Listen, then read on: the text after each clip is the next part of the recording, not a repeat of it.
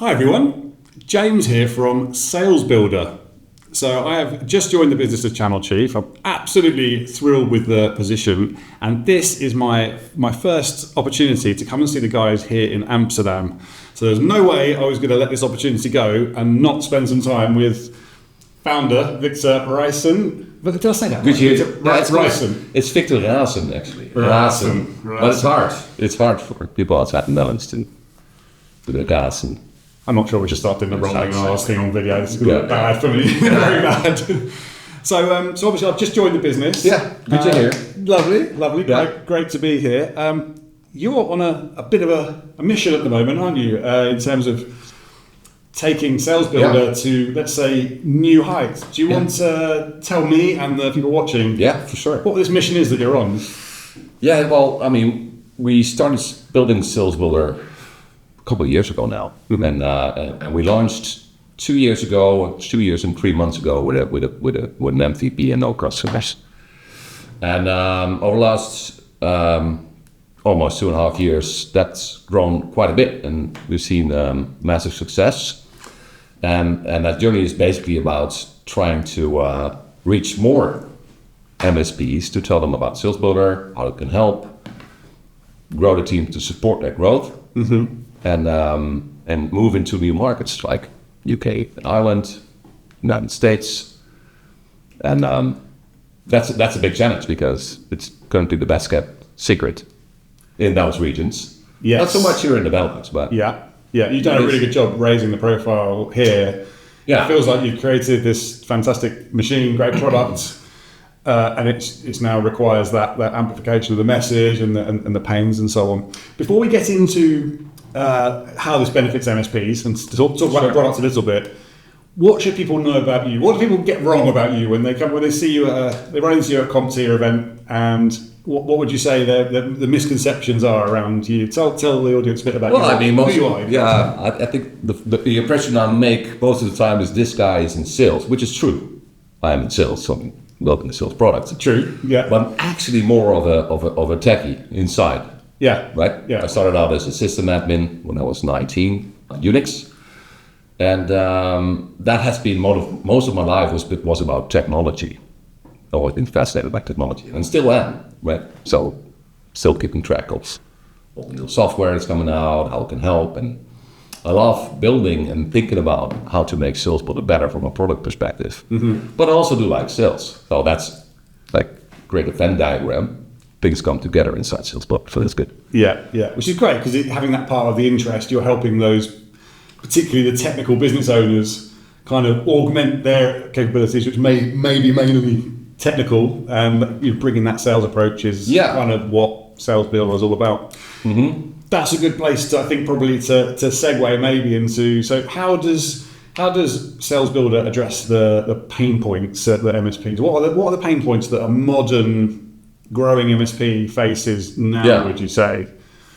Yeah, so once you are a growing MSP, right, so your team size expands, your portfolio expands, the things that you sell to customers, and you're getting more busy, so you have less time, more customers, more things to sell, more complexity, and that's where you run into issues. So you often don't have a standardized portfolio because you are used to selling everything under the sun. Just things from here, things from there. Being in reactive mode, and now you have to go into proactive mode in order to be able to scale as you grow bigger. Because you can't, it's really hard to grow and to scale if you're not standardized, right? And if you're reactive. So you have to take steps to become proactive within the company, but also in your sales process and also in your portfolio. What do I sell to my customers? You have to think about it and put some effort in to make that a reality and align with your team. So that's what Salesbuildr does. In essence, it starts with building that portfolio. Like, what do I sell to what type of customers?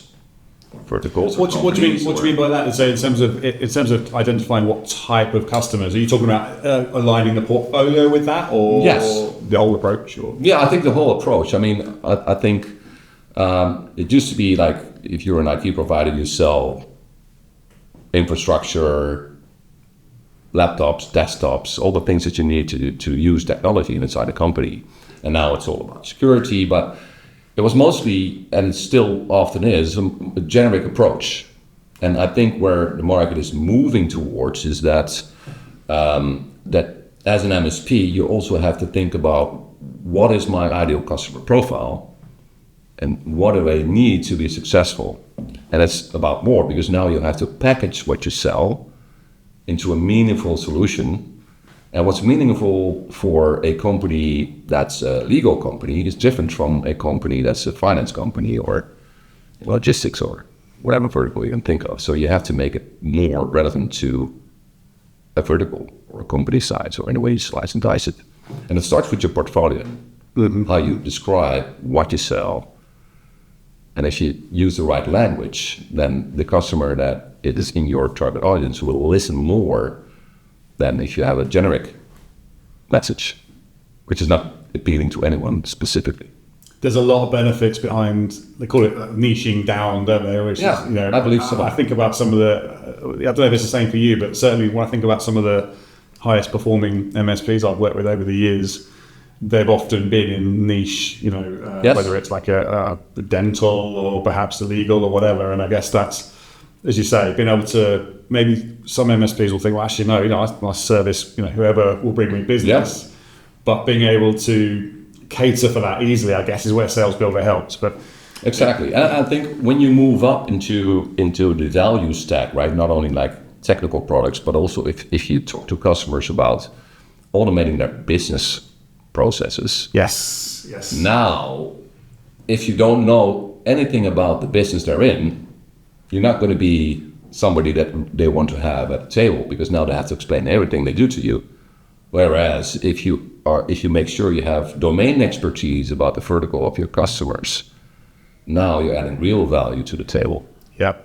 This is one of the things I like most about, one of the reasons that I joined, I think, is that this is about helping companies have better conversations, right? Mm-hmm. So I think that, and freeing them up from the manual stuff.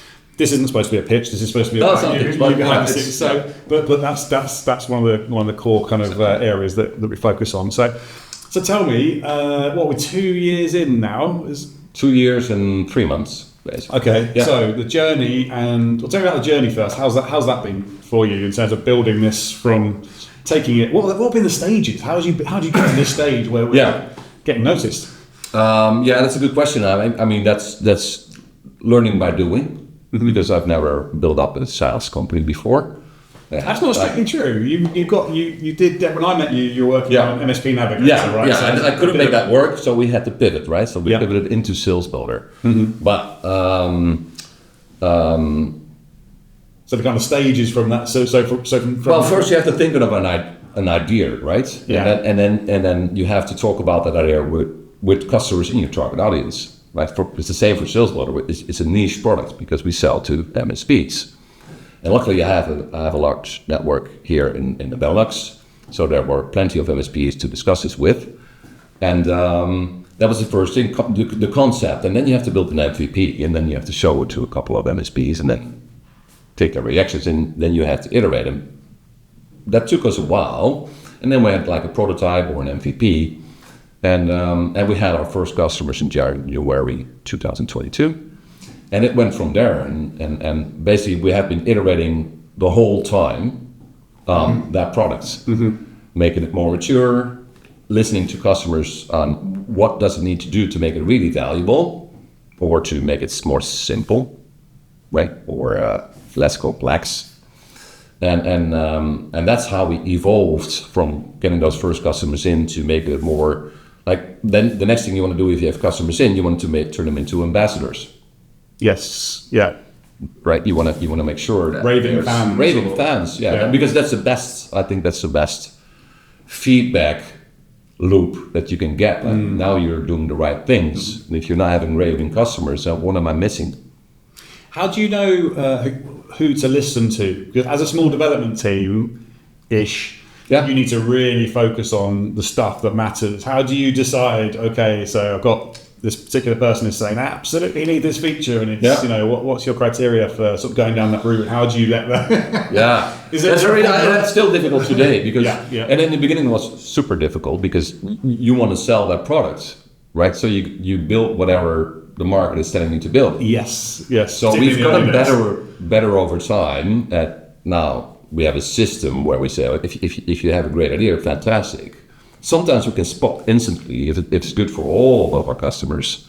And sometimes we go, well, maybe that's good for one or two, but not for all customers. And then we say, well, create a feature request.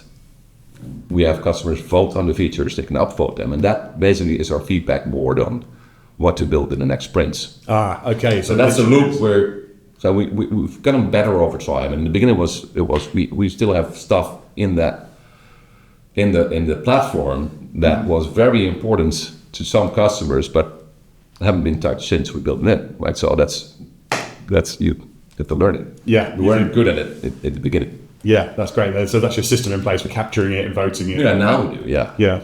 So where are we at then in terms of your vision for Salesbuildr? I guess, you know, I'm sure that it probably does move, but in terms of where we're at, in terms of what the product you dream it could be, what's on the, I guess what I'm asking is what's on the roadmap really in terms of sort of like where you see it going. Yeah. So today, like what we do is we sync up with your PSA, whether you have Autotask or ConnectWise or Dynamics. We talk to your platform, and you can set up your portfolio. It connects to all your suppliers, and it connects to your PSA platform. And then you have a library of templates, which is a smart library because you can link building blocks together. And address those niches we talked about. And address those niches. A template for a niche and so on. Yeah. And then you go through your proposal building workflow, customer accepts, and we ship it back into your PSA.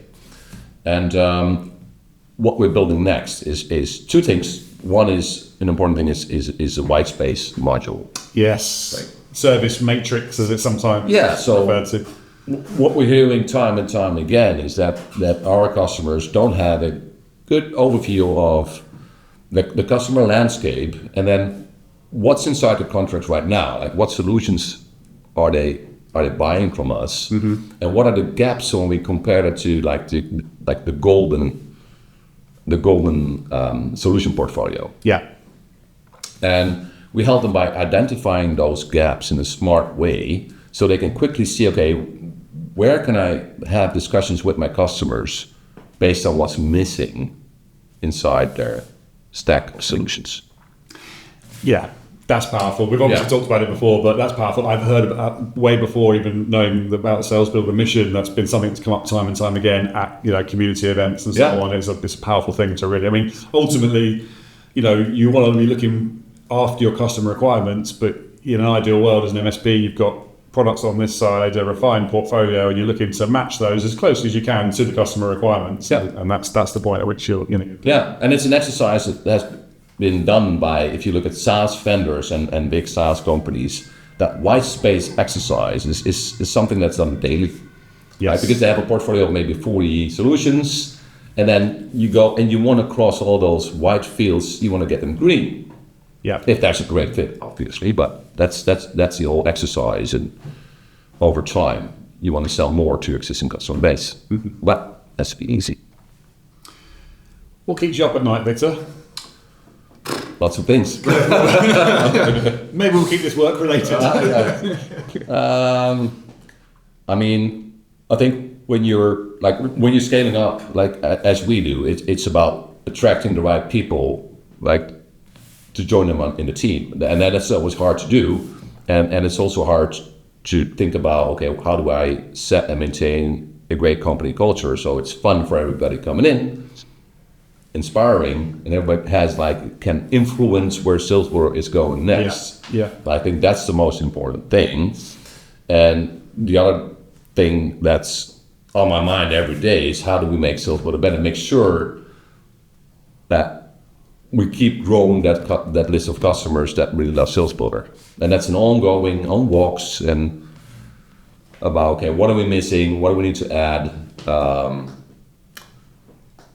And that's fun to do. In terms of like issues or challenges, I guess I sleep pretty well, actually. There's not. You're on top of things. Yeah.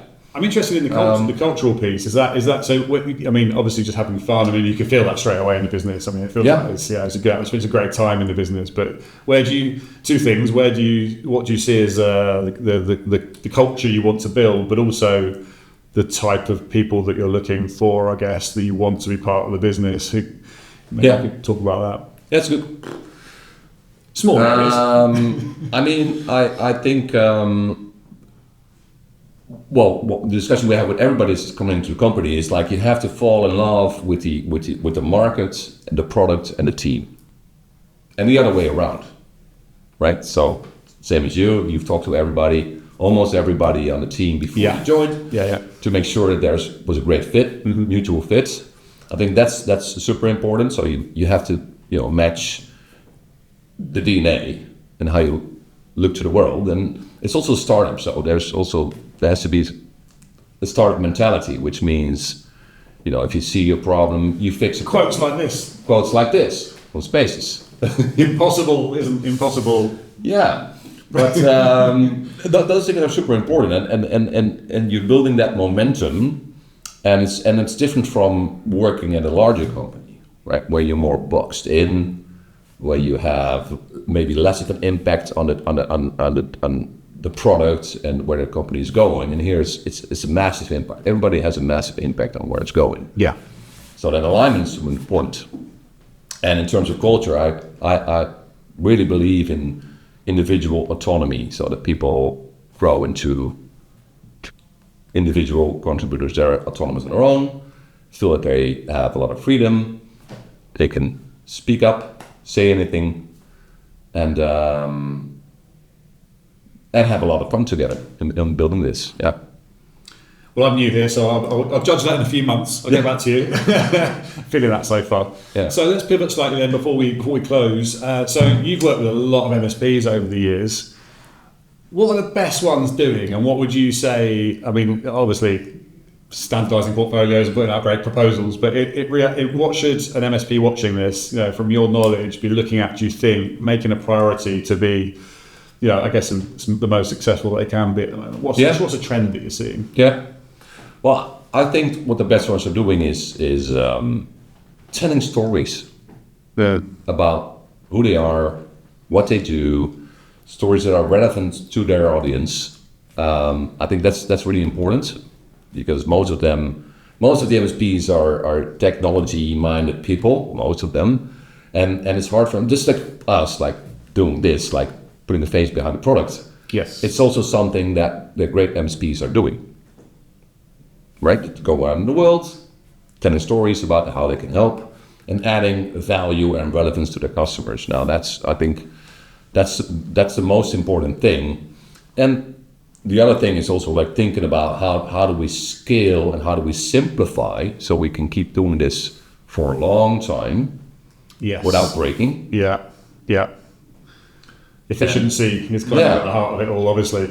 And it's also about being able to attract the right people into the organization. I think that's key for every company, also for those MSPs that are really successful.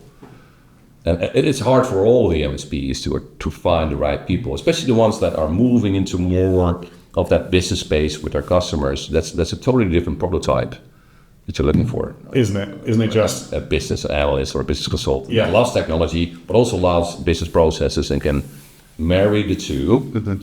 And I see some of them moving towards that direction and thinking about it and thinking about how they can do more for their customers on another level. That's a fascinating area. That's a really interesting area, and I hope we can make some content on that as well. Help out with that.